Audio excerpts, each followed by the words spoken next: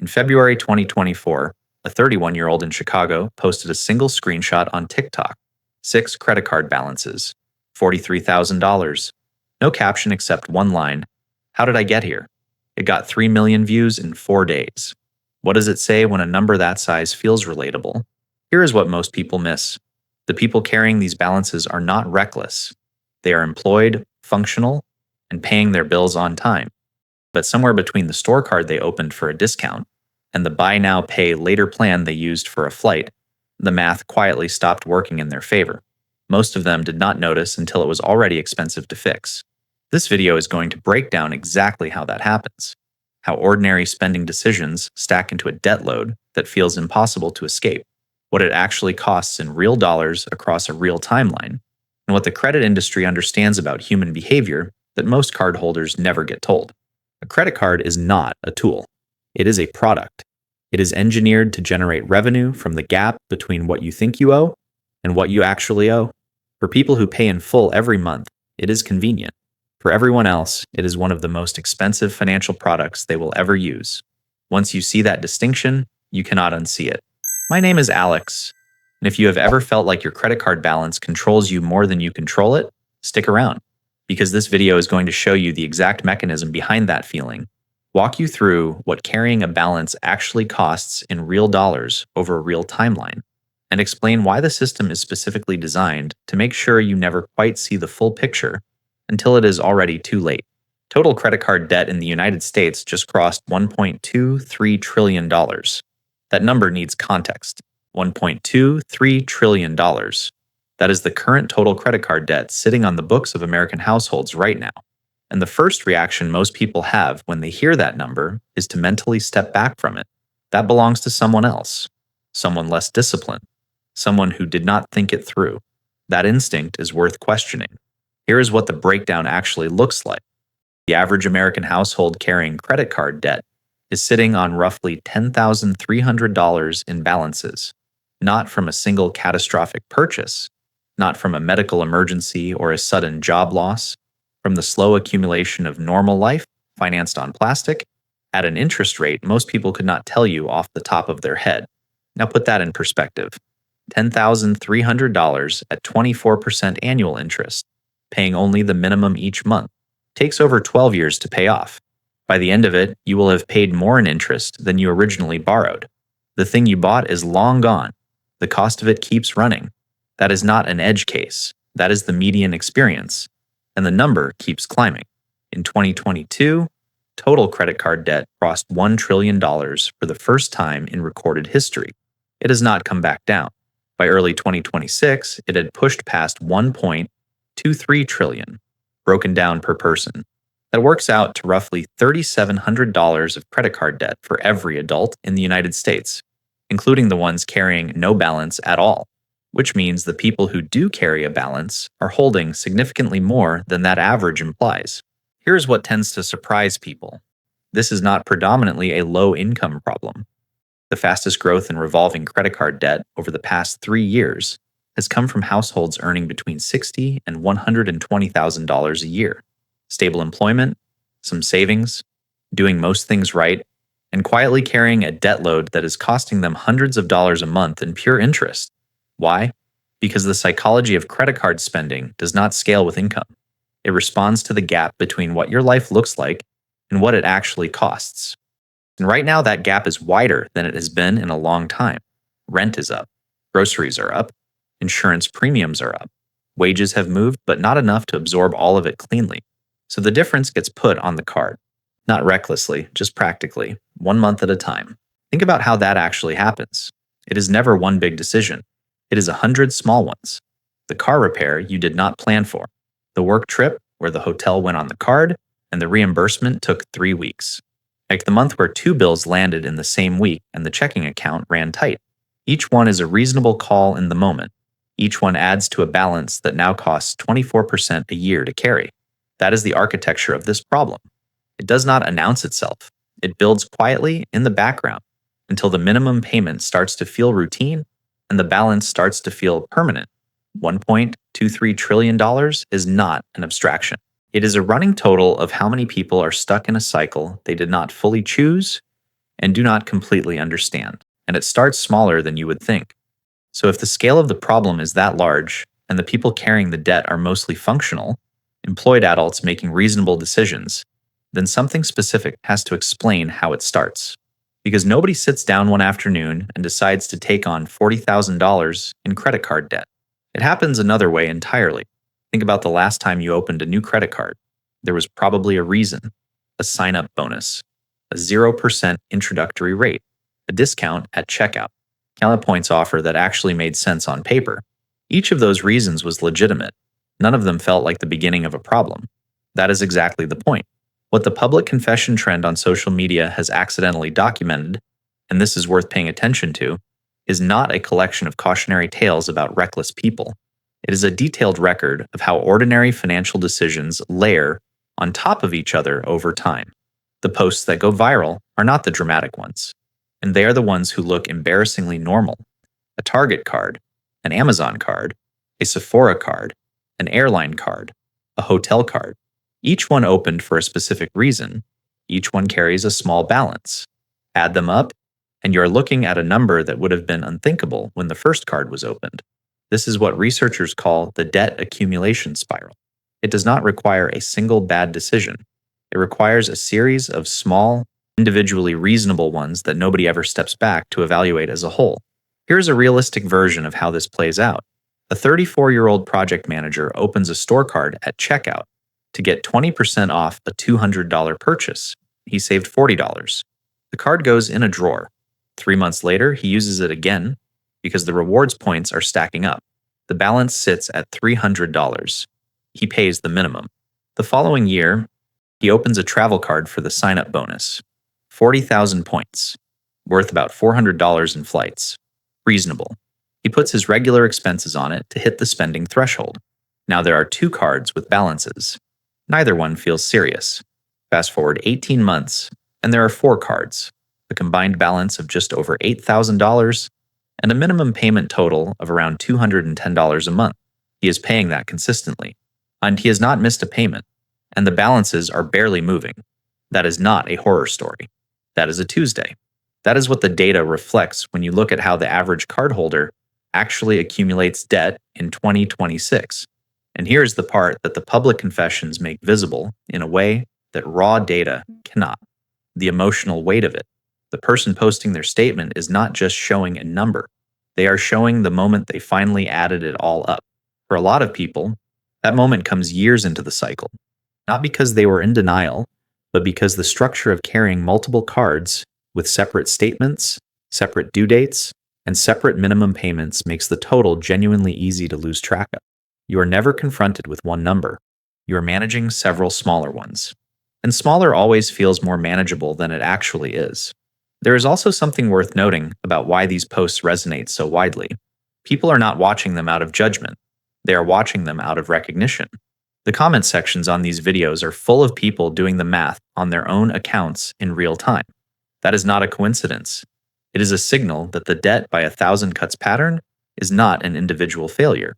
It is a shared structural experience dressed up as a personal one, which brings us to the question underneath all of this.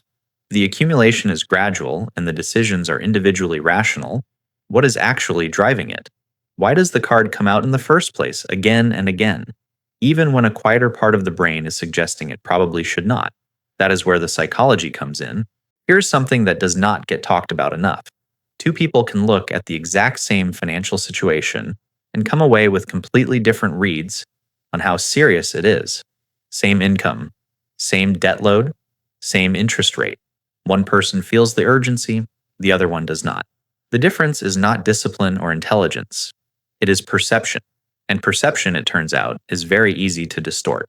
There is a term for the specific kind of distortion happening right now, and it is called money dysmorphia. It is the gap between what your financial life actually looks like and what you believe it looks like compared to everyone around you. And in 2026, that gap has never been wider or easier to manufacture. Here's how it works in practice. You open Instagram on a Wednesday evening. Someone you went to college with is posting from a rooftop bar in Lisbon. Someone else just bought a new car. A fitness influencer you followed 3 years ago is doing a room tour of an apartment that costs more per month than your mortgage. None of these people is posting their credit card statements alongside the content. So your brain does what brains do. It fills in the blanks. It assumes the lifestyle is funded. It assumes you're the one falling behind. A 2024 survey found that 62% of millennials and Gen Z respondents said they regularly felt financially behind their peers, despite the majority of those same peers reporting similar or lower net worths when surveyed separately. Everyone feels behind. Almost nobody actually is. But the feeling is real enough to drive behavior, and the behavior it drives is spending to close a gap that does not exist. This is where money dysmorphia connects directly to debt accumulation. When your reference point for a normal life is a curated highlight reel of other people's best moments, your own life starts to feel inadequate by comparison, not dramatically, just enough to justify the concert tickets you put on the card, the weekend trip, the wardrobe refresh. None of it feels like keeping up with anyone. It just feels like living a reasonable life. That is the distortion doing its job. And then there is a second psychological mechanism layered underneath this one. It is called present bias, and it is arguably even more powerful. Present bias is the brain's tendency to assign far more weight to an immediate reward than to a future cost. Not because people are short-sighted or irresponsible, because that is literally how human cognition is structured. The dopamine hit from a purchase today is immediate and concrete. The pain of paying interest for the next 14 months is abstract and distant. The brain is not built to weigh those two things equally. It never has been. Here is what present bias looks like in a real transaction. A 36-year-old buys a $1,200 television on a credit card with a 24% annual percentage rate. The purchase feels like a single decision. In reality, if he carries that balance and pays only the minimum, that television will cost him closer to $1,900 by the time it is paid off. The extra $700 buys him nothing, and it is just the price of wanting the television in October instead of March. Present bias made that trade feel reasonable. The math makes it look very different. And here is the social media layer that makes present bias worse. Buy now, pay later. Services have made the delay between wanting something and owning it essentially zero, while pushing the financial consequence further into the future than ever. According to data from early 2026, 40% of buy now, pay later users in the United States have missed at least one payment. Roughly 60% of general admission tickets at a major music festival last year were purchased using these plans. The product is not the ticket. The product is the feeling of affording something you have not yet paid for. Put money dysmorphia and present bias together, and you have a remarkably effective engine for generating debt. One distorts your perception of where you stand.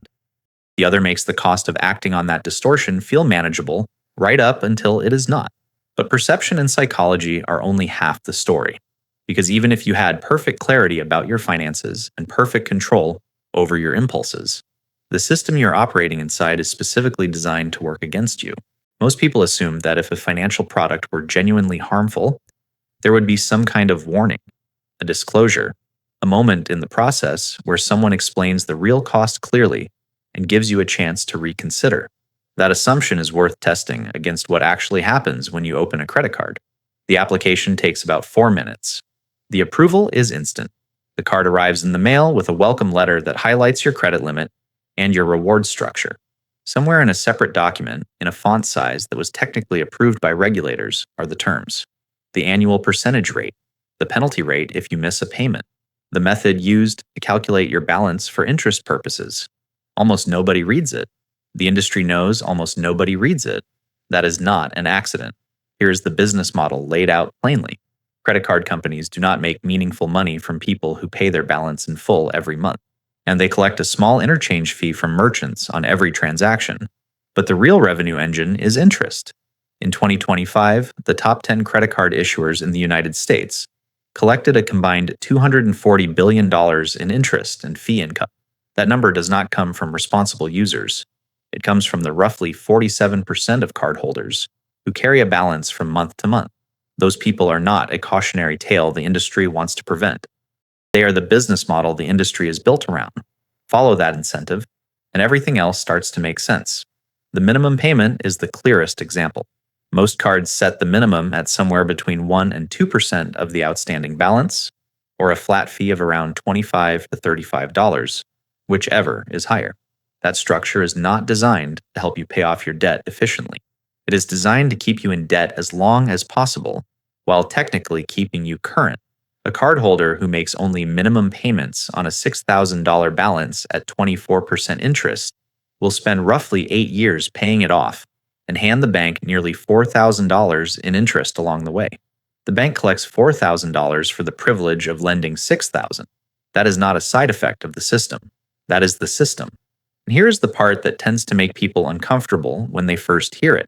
The confusion is intentional, not conspiratorial, just structural. A 2025 study found that fewer than 30% of American adults could correctly calculate the interest cost of carrying a balance for 1 year at a stated annual percentage rate.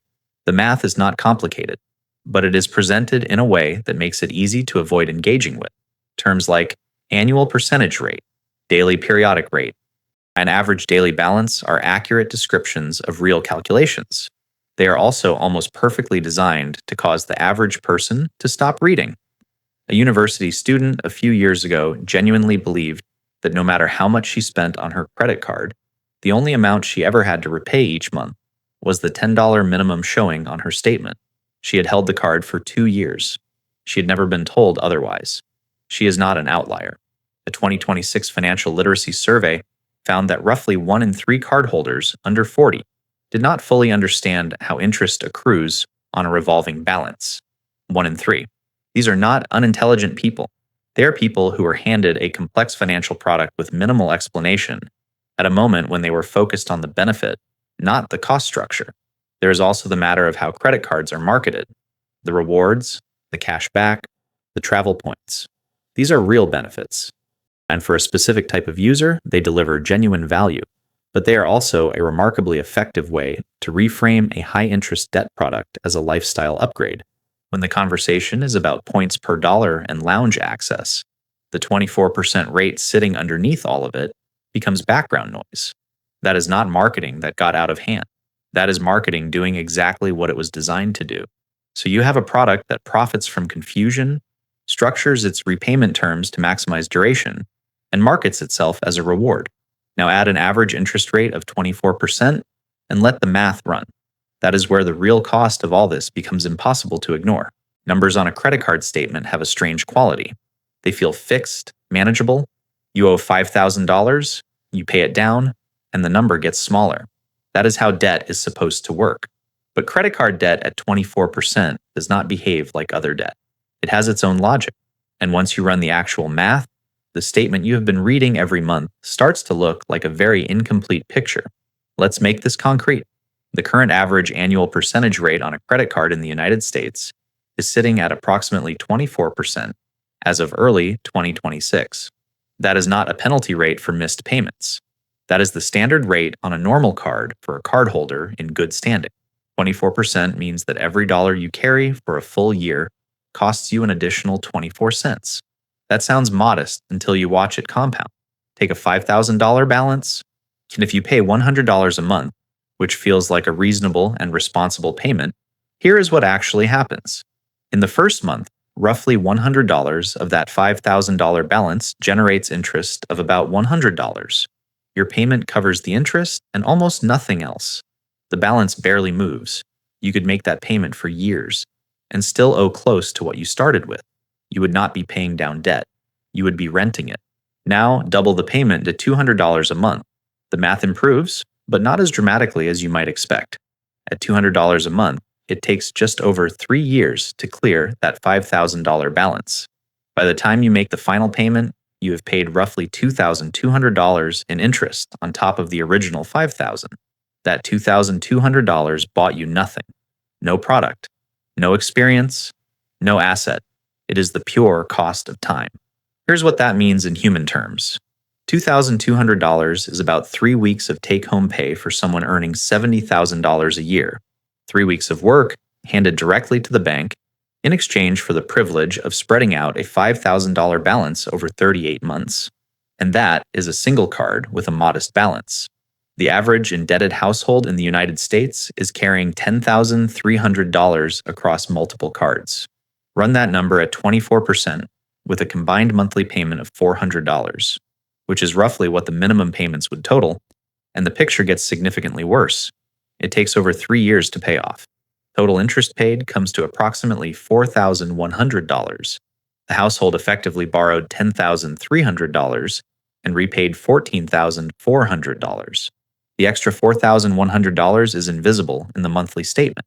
It never shows up as a line item. It is just quietly subtracted from every other financial goal that the household has. This is the debt trap in action, and it is worth being specific about what that phrase actually means. A debt trap is not a situation where you cannot make payments. It is a situation where making payments feels normal while the underlying balance stays stubbornly resistant to meaningful reduction. The trap is not dramatic. It does not feel like a crisis. It feels like a monthly obligation that never quite goes away. There is one more dimension to this that rarely gets mentioned. Every dollar going toward credit card interest is a dollar not going somewhere else, not into a retirement account, not into an emergency fund, not into a down payment. The opportunity cost of carrying $10,000 in credit card debt at 24% for 3 years is not just the $4,000 in interest paid. It is also whatever that $4,000 would have become if it had been invested instead. At a 7% average annual return, that same $4,000 invested over 20 years becomes roughly $15,500. That is the full cost of the debt, not $4,000.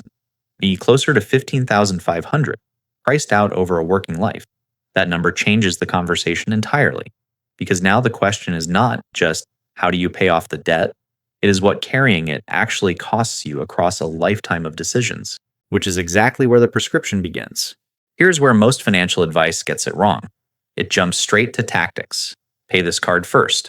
Transfer that balance. Cut up the card. And the tactics are not bad. But tactics without a shift in how you see the problem tend to fade within a few months. Because the behavior that built the debt is still running in the background, quietly waiting for the next stressful week, or the next checkout discount, or the next month where 2 bills land at the same time. So, before the game plan, one reframe. A credit card balance is not a number you manage. It is a cost you are paying every single day. At 24% annual interest, a $10,000 balance costs you roughly $6.50 in interest today. Tomorrow? The day after. Every day you carry it, the clock is running. Most people think about their balance once a month when the statement arrives. The bank is thinking about it every 24 hours. That asymmetry is worth closing. Now for the mechanics of actually getting out. The first and most important principle is one that sounds obvious, but is genuinely underused. Pay your full balance every month, not the minimum, not a comfortable amount above the minimum, the full balance.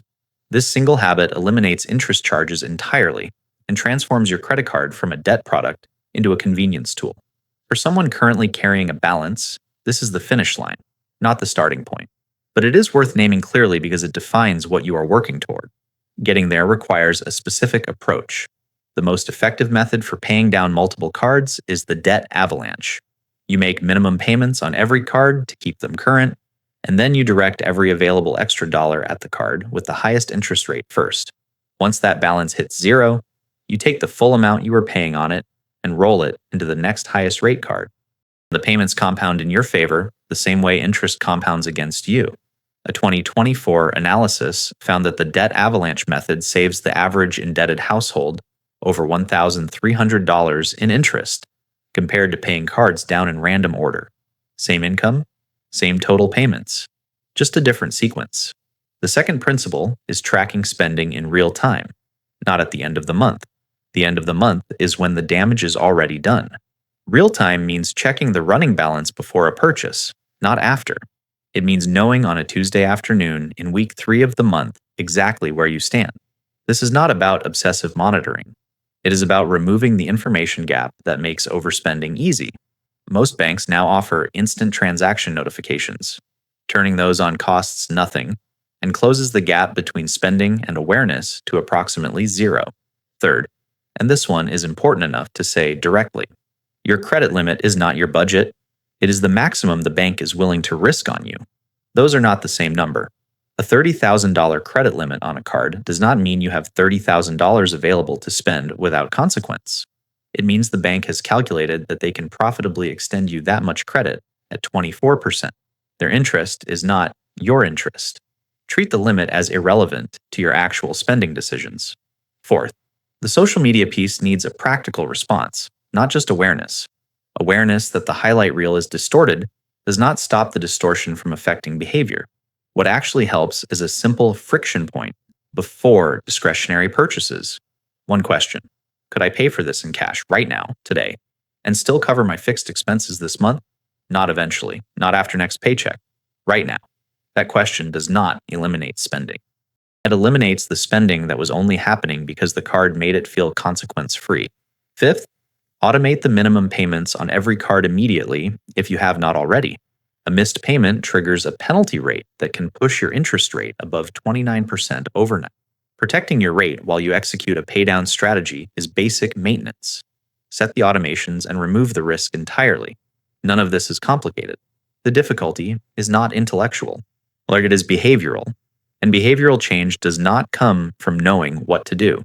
It comes from understanding clearly enough why the current pattern is costing you, so that doing something different feels less like a sacrifice and more like a correction, which leaves one final question worth sitting with. Here is what this all comes down to. Credit card debt does not build because people are careless. It builds because the system is designed to make carrying a balance feel normal, manageable, and invisible until it is already expensive. That is not a personal failure. It is a structural one. And once you see the mechanism clearly, the behavior starts to make a different kind of sense. A few things worth holding on to. Minimum payments are not progress. They are the price of standing still. Your credit limit is not permission. It is a product offer at 24%. And the lifestyle being financed on social media is almost never as funded as it looks. Next time you reach for the card, the question is not whether you can afford the minimum payment. The question is whether you can afford the full balance right now. That single shift in framing catches more unnecessary debt before it starts than any repayment strategy will after. There's a deeper question underneath all of this worth thinking about. If the average household is quietly losing thousands of dollars a year to interest charges, what else in the financial system is running on the same model? Profitable, invisible, and completely legal? That one is worth exploring next.